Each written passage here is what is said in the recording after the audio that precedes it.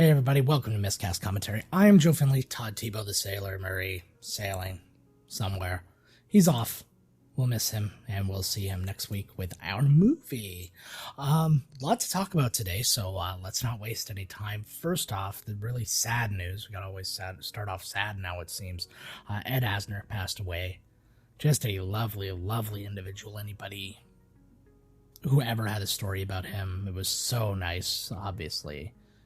I don't know him personally. This is not a thing, but just the sheer outpouring of love for the guy was something else. Obviously, people know him from the Mary Tyler Moore Show and things like that from his earlier days. More recently, you'd probably know him from Up. Something I always point out that he was in when I talk about him is he was the voice of Jabba the Hutt in the Star Wars radio play, and that always blows my mind. A lot of big actors in that just, like John Lithgow was Yoda. It's just, that's how that radio play went. It was really interesting. But he will be missed, obviously. He was, 91 when he died. So it's not a super unexpected thing. He was not a young man, but still always sad when a nice person goes away when we have so many shitty people left behind. And speaking of shitty people, let's talk about McDonald's for a second. They were teasing the item that everybody has been asking for and saying it's coming back. And I don't know if this was just a Canada thing or what, but it was a big deal on Twitter and stuff like that. And everybody started instantly saying either the McRib or the McPizza. And I don't know if you've had the McPizza. Depending on your age, you haven't. I had one of the last ones potentially in this country in 2001, I think it was. And I know it was the last one in my region for certain. I know they stopped selling them in the country ages before, but they were using up what they had. And I was in Welland, Ontario, where I went to college, and they had them there, and I went every day to get my hands on one if I could get one. So cheers to my health. But a lot of people were clamoring for that to come back. A lot of people were talking about the McRib becoming a permanent thing. So that was the big thing. And I think that McDonald's immediately knew that they stepped in it, because that's not what it was. Neither of those things is what it was. So they came out and said, it's not the McPizza, guys, it's something else. And everybody's like, but that's what we wanted. So if that's not the answer, and then everybody's like, watch, it's going to be the spicy McNuggets. Nobody gives a crap about those. And sure enough, they're like, guess what, everybody? The spicy McNuggets are back. And Twitter just resoundingly just went, boo, we don't care. Get a spicy dip for your regular McNuggets, guys. Give me my pizza. I know it took a long time to make. They were like, people got mad. I was like, impatient people, order something else.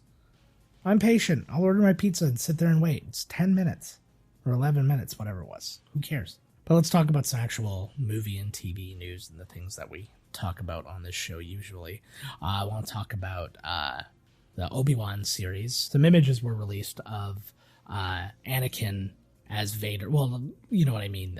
Hayden Christensen as Vader without the mask and without any of the chest plate stuff. And you can see kind of like the holes in him and stuff like that. And so it'll be interesting. I imagine at the very least, they went to concept with it. So there's a chance that you'll see that version of him probably in his like healing chamber thing or something like that. That would be really cool to see.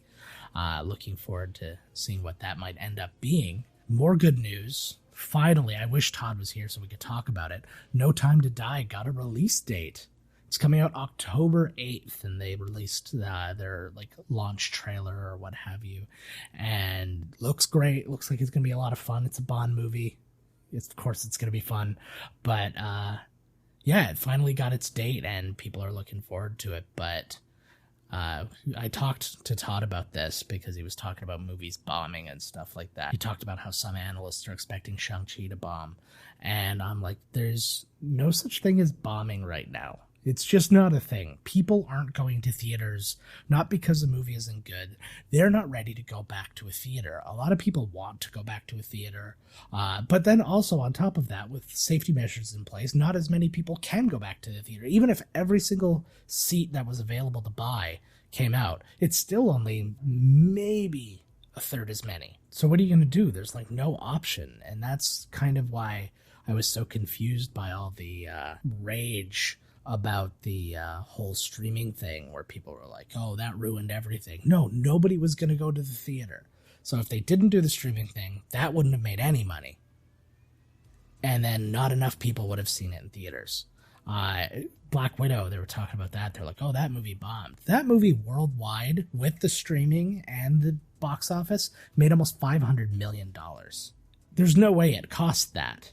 It's not like it was friggin' Endgame or something like that, right? So now here comes the confusion is, okay, so they knew that this was going to have to be a possibility. They knew months in advance that putting it out on streaming at the same time as theaters was going to be a thing. And realistically, I mean, the right thing to do, and we talked about it a little bit before, but the right thing to do was for Disney to reach out to their people and say, look, this is what we have to do for this thing to make money.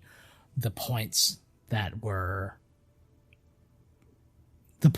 extended to you for the box office, which it actually was a bonus, I guess, based on box office or something like that. Should we get extra money if it made so much money? So it should have just expanded over into the streaming. Like, it made enough to do that. So I don't really understand what the point it was. And I like the same thing with, who was it? Emily Blunt and Dwayne Johnson were talking about that with Jungle Cruise. You know, everybody talked about, oh, Disney's so greedy trying to get people to join Disney Plus and, you know, wasting these movies. It was like, that's what they did with HBO. HBO was flat out giving them out for free. Well, not free, like you had to have the membership and stuff like that. But like, think about that. That was Godzilla versus Kong. That was, I think, Mortal Kombat. That was obviously the Justice League, the Zack Snyder's Justice League. And like all those things, you just got the thing and you got it. At the very least, I mean, as much as I hated it, Disney was saying, hey, like you can come here and then you can buy this other special thing. It wasn't to draw people in to get it, because they weren't giving it away. Now, if they did that, and they were like, hey, yeah, join Disney Plus, and then you can have Black Widow for free, then, yeah, I get it. That would have cost them a ton of money, and that's a lawsuit. But the way they dealt with it, I feel like is the only way they could have dealt with it. Just my thoughts. And speaking more about Marvel and all that kind of stuff, Shang-Chi releases as of the day this was released. So I've not seen it as of this recording. I am going to see it on the Friday. We're going to go that evening. Looking forward to it. But it looks really cool. And I've purposefully not looked at a lot of it because I don't want to ruin a lot. I'm excited for the Marvel thing. There's a lot of rumors about who might be in it, who might not be in it, but they're doing that like crazy right now with everything. So, you know, take all that with a grain of salt. I'm just looking forward to seeing some new characters get a new lifeblood. Todd and I had a little debate about that because a lot of changes are happening, and I won't speak for his arguments, but he just thought they were making too many changes. And I'm like, they had no choice, because all of these actors, this was Disney's biggest mistake in the handling of Marvel, was that all these actors, their contracts all ended around the same time. You needed to stagger that stuff out, because you could afford to lose a Robert Downey Jr. or a Chris Evans or a Chris Hemsworth or a this, but for all of them to drop off the map at virtually the exact same time. So, like, you've lost, half your Avengers, and I don't know what you're doing with Vision. I assume you're going to get a version of him because of what happened in WandaVision. No spoilers, but you'll probably see that. And there's a lot of moving pieces, but they're introducing so many new things right now because they have to, because they're running out of the big bodies that they used to have. So, I mean, you've got Thor for now, but really, how long? Eventually, he's going to get too expensive, and they're going to go, you know what, we're not going to bother with this. We're going to put all of our focus into Fantastic Four or X-Men or something like that and try and get people for cheaper, which is why I don't think, like, when they keep going, oh, look at this person, it's going to be Tom Hardy is going to be Wolverine, or like Daniel Radcliffe is going to be Wolverine, all these different people. I'm like, I don't think so. I don't think they're going that expensive. I think they're going to do what they did with these other guys. They're going to get guys who are cheap now because they're going to be expensive later when you're like 8 movies in.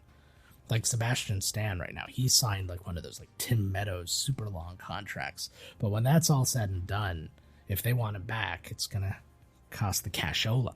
So there's a lot to consider with that. And I think what's going to overwhelm a lot of people right now is because all of these movies that were supposed to be spread out, from Black Widow to Eternals to Spider-Man to Shang-Chi to what's the other ones that are coming? Like all these things were supposed to be way more spread out. And now they're basically all coming out within like a 4-month period or 5-month period, whatever. And it's going to be a lot for people to take in. It's going to dilute it just a little bit. And I don't think that some of these things are going to be as well received as they would have been if it was a little bit, if you missed Marvel a bit more. When you go a few months without a Marvel movie and you realize, oh, I haven't gone to the movies in a bit because there hasn't been a big, like set piece kind of thing that I want to go and, see, like I can't miss on the big screen kind of thing. People get more excited about it and the reactions go up as a result. So my concern is that all of this happening all at once, people aren't going to be as in a rush to go see it because there's been so many, and if they miss the one, they'll catch it soon enough on demand or whatever, and they'll get the next one. Lots to consider there. Something else going on, though, speaking of Disney Plus and all that stuff, I had the opportunity to review Only Murders in the Building by Steve Martin, Martin Short, Selena Gomez was in that. And it was really funny because when we posted the article for cgmagonline.com, links down below. I'll put a link to the article there if you want to check it out. The only people who were retweeting it were like Selena Gomez stan accounts. Like it was just like Selena, because I mentioned her in it. And I said nice things. I didn't have anything bad to say. So like, it was a worthy thing for them to say, hey, this person likes Selena. She was good in the show. I got to see 8 episodes of it, and it was a lot of fun, and it's good Steve Martin. If you like Steve Martin, it's right up the alley. It's dry, it's smart, but with enough crazy to, make you, to give you those real good chuckles and stuff like that. So it's definitely worth a look if you're into that kind of thing. If you don't know what it's about, it's basically 3 people who live in this kind of like old school, super expensive New York building. They all kind of come across each other when a fire alarm goes off in their building, and they're sitting in some restaurant across the street or whatever, and realize that they're all really into true crime podcasts. They're all listening to one very specific one. When they go back into the building, they realize that the fire alarm was set off because somebody was murdered in the building, and then they start a podcast to investigate that. And then it's them like becoming a part of the mystery and kind of like that unfurling. And it was really, it's a lot of fun. If you're down with true crime podcasts, if you're just down with this podcast and you want to support me having reviewed it, I don't know, is that a thing? You can check all that stuff out.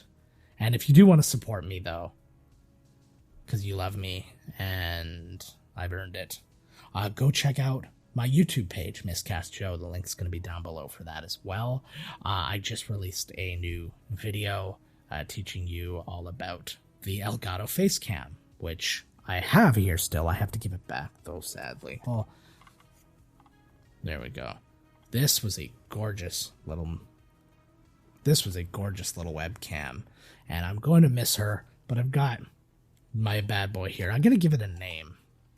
I haven't decided what yet. But yeah, that's my latest video. I'm trying to get one out weekly. I got some more reviews coming up, and then I've got some tutorials, and I'm going to be trying to do some more behind the scenes of what we do here and what I do with Dueling Decades and that sort of stuff. So lots to uncover. And if you just can't get enough of me and you feel like supporting me another way, go check out my Twitch channel. That link also below. You can follow me there, and God willing, by the time you get to this, you might be able to subscribe to me. I'm like this close to affiliate. So we'll see how that goes. But yeah, that's just another good place that you can check me out. And it's just, I'm doing random gaming crap. A little bit of just chatting. I play that GeoGuessr game because that's a fun game to play with chat and stuff like that. And then usually I play a shooter for a little bit just to calm down, as it were.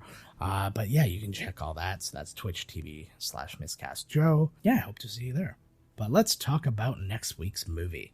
We are out of our summer of sequels. We are into the fall of whatever the hell we want to watch, I guess. And we picked a good one. We went back to the 80s. We didn't pick a sequel. We picked something that has a sequel, though. Not on purpose. It just happens to also have a sequel. But we wanted to watch something. We wanted to laugh. And so we picked an old 80s classic, 1989's Major League. A man with tiger blood, a man with tax problems, and Tom Berenger, who might have tiger blood and tax problems. I don't know his personal life all that well. He's not a tabloid kind of guy. But great old film. We want you to check it out with us. Let us have a listen to the trailer. Welcoming all of you to another season of Indians baseball. Here's a list of players we'll be inviting to camp. This guy here is dead. Cross him off, then. We'd love for you to come to spring training for a shot at this year's club. By the way, you were with me last night. Who's this chick on top of me? We'd still like to take a look at you at our spring camp. Not sure I can make it by then. Who is that? Serrano. What's his religion? Voodoo. Hey! Willie Mays Hayes here. Play like Mays, and I run like Hayes. How you doing? What the hell league you been playing in? California Penal. Don't you have any proven major league talent? Now I want to put together a team that'll help us relocate to Miami. You want us to lose? We've been losing. What I want is for us to finish dead last. This year, the Cleveland Indians have a multi-talented team. The first offering just a bit outside. They're masters of the sacrifice. He's looking to sacrifice a live chicken. One whole chicken, just like you said. The double play. Excuse me. I have a much better body than she does. Thank you for me, she really does. And the pickoff. Every time we win, we peel a section.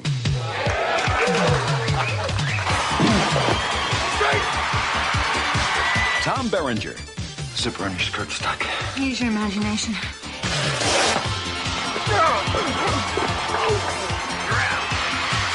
Charlie Sheen. These things make me look ridiculous. Seeing's the most important thing, son. I don't think it's that important. Corbin Burnson. And Bob Uecker. Haywood swings and crushes one towards South America. Major League. That ball wouldn't have been out of a lot of parks. Name one. Yellowstone.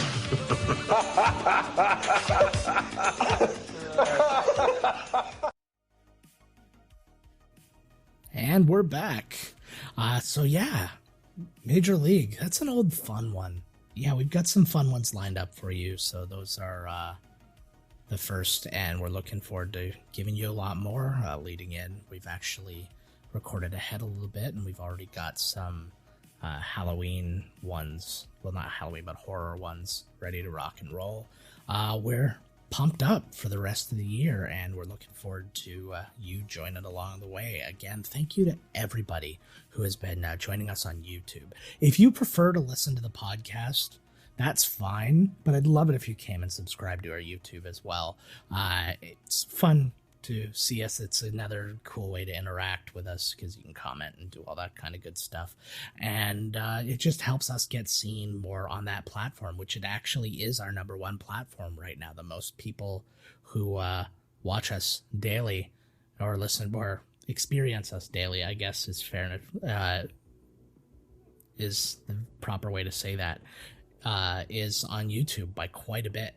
So yeah, we'd love to have you join us there and check that out. It's not like we're abandoning the podcast. Literally all we're doing is we're shooting the podcast right now, and then all that happens is I take the audio from this and then we have an audio podcast. So we're never abandoning that. If that's your preferred way of consuming us, that will never go away because it's too easy to keep it. Yeah, but we'd love it if you checked us out on the YouTube and throw some subscribe and, hit the notifications and stuff like that, because we will be going live from time to time. We still do have, I know we've talked about it before, but we still do have plans for a 24-hour live at some point.